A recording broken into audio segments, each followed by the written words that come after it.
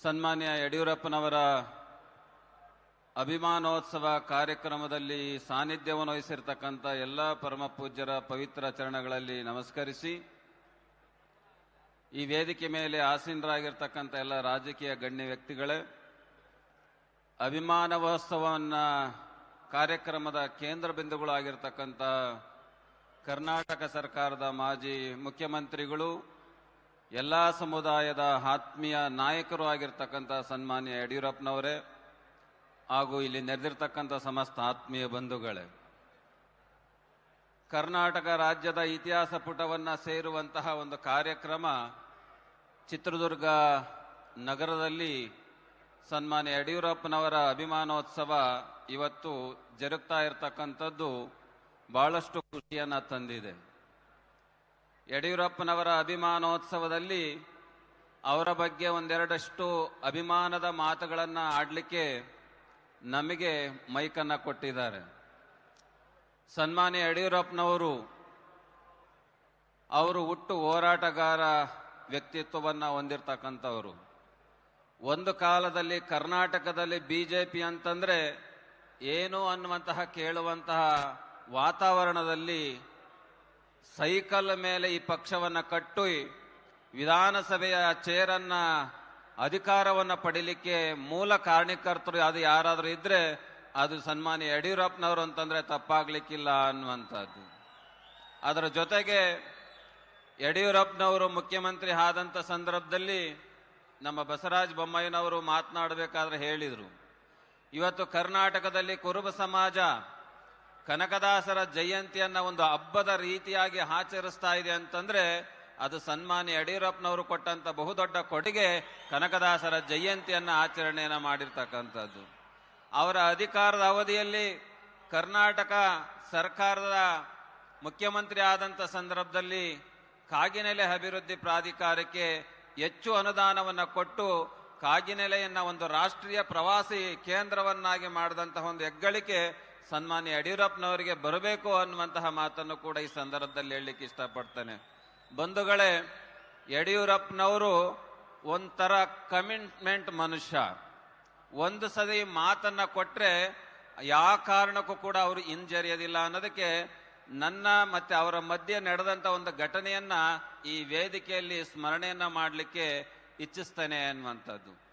ಯಡಿಯೂರಪ್ಪನವರು ಮುಖ್ಯಮಂತ್ರಿ ಇದ್ದಂಥ ಸಂದರ್ಭದಲ್ಲಿ ಇಂದಿನ ರಾಜ್ಯಪಾಲರು, ಮೇಘಾಲಯದ ರಾಜ್ಯಪಾಲರು ವಿಜಯಶಂಕರ್ ಅವರು ಅವತ್ತು ಮೈಸೂರಲ್ಲಿ ಯಾವ ಅಧಿಕಾರ ಇಲ್ದಲೆ ಖಾಲಿ ಕುಂತಿದ್ರು.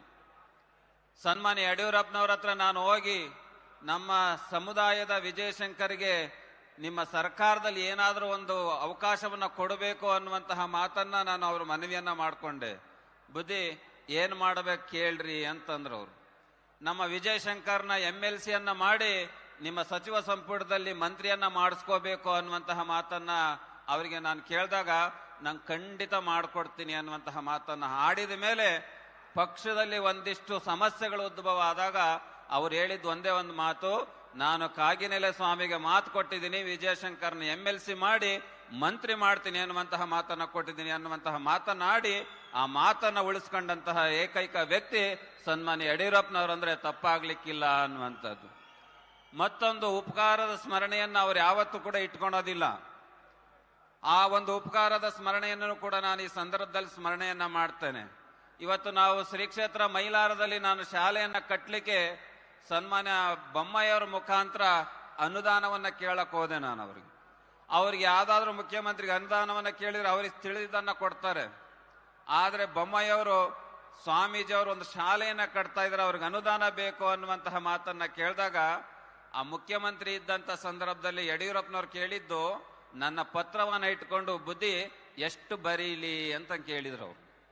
ಅಯ್ಯೋ, ನೀವು ಮುಖ್ಯಮಂತ್ರಿಗಳಿದ್ದೀರಾ, ನೀವು ಕೊಡುವ ಸ್ಥಾನದಲ್ಲಿದ್ದೀರಾ, ನಾವು ಬೇಡುವ ಸ್ಥಾನದಲ್ಲಿದ್ದೀನಿ, ನಿಮ್ಮ ವಿವೇಚನೆಗೆ ಬಿಟ್ಟಿದ್ದು ಅನ್ನುವಂತಹ ಮಾತನ್ನು ಹೇಳಿದಾಗ ಅವರು ಹಿಂದೆ ಮುಂದೆ ಯೋಚನೆ ಮಾಡದಲೇ 10 ಕೋಟಿ ಅನುದಾನವನ್ನ ಶಾಲೆಯ ಪ್ರಾರಂಭೋತ್ಸವಕ್ಕೆ ಹಣವನ್ನ ಕೊಟ್ಟಿರ್ತಕ್ಕಂಥದ್ದು ನಮ್ಮ ಬೊಮ್ಮಾಯಿಯವರು ಅದಕ್ಕೆ ಸಾಕ್ಷಿ ಇದ್ದಾರೆ ಅನ್ನುವಂಥದ್ದು.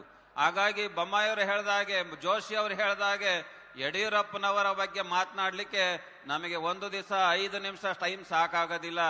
ನಿಜವಾಗಲೂ ತಿಂಗಳಾನುಗಟ್ಟಲೆ ಕೂಡ ವೇದಿಕೆ ಎದುರು ಅವರ ಬಗ್ಗೆ ಮಾತನಾಡುವಂತಹ, ಅವರ ಸಾಧನೆ ಬಗ್ಗೆ ಮಾತನಾಡುವಂತಹ ಸಾಕಷ್ಟು ಸಾಧನೆಗಳಿದಾವೆ ಅನ್ನುವಂಥದ್ದು. ಹಾಗಾಗಿ ಅವರ ಅಭಿಮಾನೋತ್ಸವದಲ್ಲಿ ನಮಗೆ ಸಂಪರ್ಕಕ್ಕೆ ಬಂದಂಥ ಸಂದರ್ಭದಲ್ಲಿ ನಾವೊಂದಿಷ್ಟು ಅಭಿಮಾನದ ಮಾತುಗಳಲ್ಲಿ ಈ ವೇದಿಕೆಯಲ್ಲಿ ಉಣಬಡಿಸಿದ್ದೀವಿ ಅನ್ನುವಂತಹ ಮಾತನ್ನು ಈ ಸಂದರ್ಭದಲ್ಲಿ ಹೇಳಿ, ನಮ್ಮ ಸನ್ಮಾನ್ಯ ಯಡಿಯೂರಪ್ಪನವರಿಗೆ ಇನ್ನು ಹೆಚ್ಚು ಹೆಚ್ಚು ಭಗವಂತ ಆ ಯಡಿಯೂರು ಸಿದ್ದಲಿಂಗೇಶ್ವರ ಅವರಿಗೆ 100 ವರ್ಷ ಆಯಸ್ಸನ್ನು ಕೊಟ್ಟು, ಆರೋಗ್ಯವನ್ನು ಕೊಟ್ಟು, ಈ ಕರ್ನಾಟಕದ ಜನಯ ಸೇವೆಯನ್ನು ಮಾಡುವಂತ ಶಕ್ತಿ ಆ ಯಡಿಯೂರು ಸಿದ್ದಲಿಂಗೇಶ್ವರ ಅವರಿಗೆ ಕೊಡ್ಲಿ ಅಂತಂದು ಪ್ರಾರ್ಥಿಸಿ ನನ್ನ ಮಾತನ್ನು ಮುಗಿಸ್ತಾ ಇದ್ದೀನಿ. ಹರಿ ಓಂ ತತ್ಸತ್.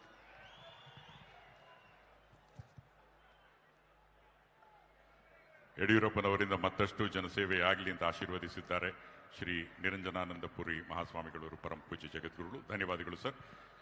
ಇನ್ನು ಸಭೆಯನ್ನ ಉದ್ದೇಶಿಸಿ ಶ್ರೀ ವಚನಾನಂದ ಮಹಾಸ್ವಾಮಿಗಳು ಮಾತನಾಡಲಿದ್ದಾರೆ.